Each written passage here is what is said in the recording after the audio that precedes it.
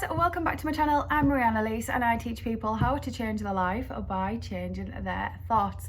And today we've got another DMT video and I'm going to go over some of my absolute favourite personal breakthrough stories for you.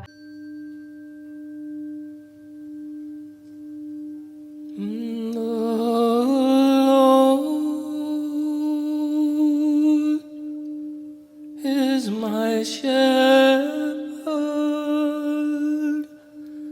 I shall not want. So the first DMT breakthrough story that I'd like to share with you today is a really short one, but it's really funny. So some of you on here know that sometimes I can struggle with a weed addiction. I was using it for my healing, and weed, I do believe it is a plant medicine. It is wonderful for healing. It is amazing for healing, in fact. But you can get addicted to weed. Unlike other plant medicines, you can't get addicted to DMT, you can't get addicted to ayahuasca, but weed you can. And so yeah, sometimes I go through this little battle with weed where I'm like cutting down and then I'm cutting and then I'll start smoking it again a little bit, and I do have that sort of relationship with it. And there was this one weekend in particular where I really wanted some weed and I couldn't get any from anywhere. So I thought, you know what, I've got some DMT upstairs, I'm just gonna see what DMT wants to tell me. So I hadn't done it in a while, it hadn't been calling to me or anything. So, and normally as well with DMT, you know when you're supposed to do it because it will call to you. I know a lot of people now, they're using the vape pens and they're not really breaking through, they're just going to the same sort of dimensions that mushrooms take you to, really, and they're not really breaking through, and they're doing it all the time. But when you have a proper breakthrough, you don't want to do it again for months. So yeah, when DMT calls to you, sometimes you'll know, like, you'll think like, I'm going to be ready to do it soon, I'm going to be ready to do it soon, and you know it's getting closer and closer.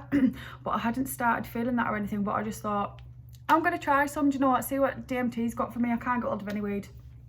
Anyway, I did DMT and it basically come over like an angry sort of energy, and it was like, don't abuse me like you abuse weed, and it just went pushed me out of the trip, and I was just like straight back to normal. I shook my head so much then I knocked my fringe out of where it was nicely positioned. So yeah, that is the first story that I want to tell you about some of my favorite DMT stories, because I love DMT. Sometimes it just puts you in your place exactly how you need to hear it. It gives you the real tough love sometimes, and this next one is a real tough love story. So basically it was one of my very first times. It was when I very first started experimenting with DMT back in 2020. I had it for the first time in January 2020, but I first heard about it in like 2015 when Joe Rogan was talking about it, and I really wanted to do it, and then I finally managed to get my hands on some just before all the stupid daft-demic all kicked off. Anyway, so yes, I've been experimenting with it since then, on and off. And this was one of my very first experiences with a really big DMT breakthrough, and it was profound, to say the least. And basically I live in an area called Teesside in the northeast of England, and we're really lucky that we've got some beautiful hills, a peak called Rosebery Topping, lots of amazing hills where you can go, just really gorgeous high vibrational places. And I've shown you before, I use a volcano vaporizer for my DMT. I've got another vaporizer now as well. I'll show you that my new vaporizer one time. So my friend actually had a thing for his car that you can plug into, you know, where you plug but like in the olden days, you used to use it to light your lighters. So, and now you can plug something in, and then it had like a socket, so I could actually like plug a proper like AC socket into it. you know, just like any sort of socket that you would have on any sort of electrical device. So you could actually use that in your car, like actually literally plug something in an electrical device. And so I plugged my vaporizer in, and we did DMT up in the hills, and oh my fucking god, I can't remember what sort of mindset I was in at the time, whether I was maybe in like pity mindset or like a victim mindset, but it basically just took me on this journey where it was like kind of like shook me. Do you know how lucky you are, Marie? And then they just started telling me all the things that I was really lucky about, and I won't start listing off all the things that it said to me, because that would feel really, really narcissistic. But yeah, it was just like, you're this, you're that, you have this, you have that. And they were like, you've literally won the lottery of life just being born in England. And then it basically like grabbed me by the arm, like in a quite aggressive, angry way, started dragging me around the world, and it was taking me to Syria, and it was like basically like shaking me, saying like, look, this could be your life. And it was showing me like kids like playing in the rubble and stuff like that, and it was like quite like a polytraumatic, if I'm honest. But like it was like, yeah, like look at this could be your life. And then it took me around all these different places and really just like showed me like, wow, I am lucky. And I had that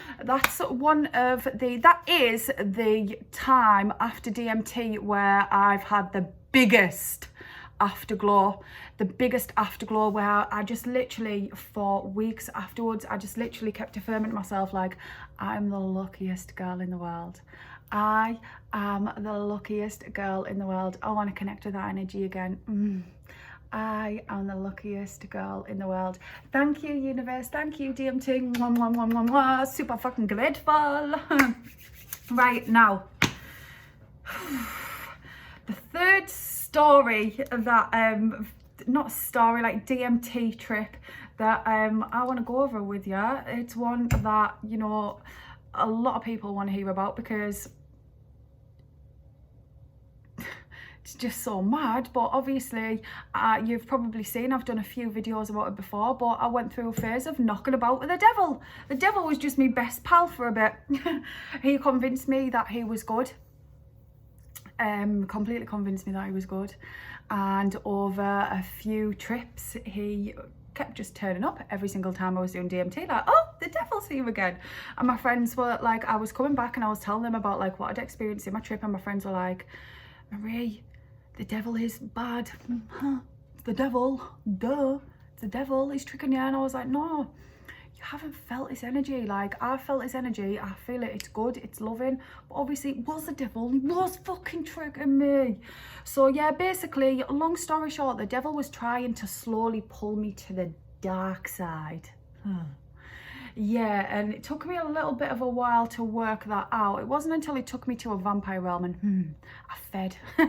Sounds really crazy, but he took me to this vampire realm, and I was a vampire as well. But it wasn't crazy because it was a whole world realm where everybody was a vampire, and I got to feed on someone. It was actually so good, and I think about it all the time. I want to go back to the vampire realm, but I don't want to because it's kind of on the dark side. So it's like, gotta let my shadow have fun too. Of course I can go back.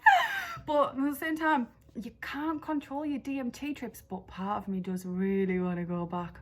So yeah, I fed on someone, and when you're drinking this blood, it's like literally drinking pure sex. It's like, oh my God, like, it is literally, I want really, really, really, really, really, I think it's about time I go back to the vampire realm.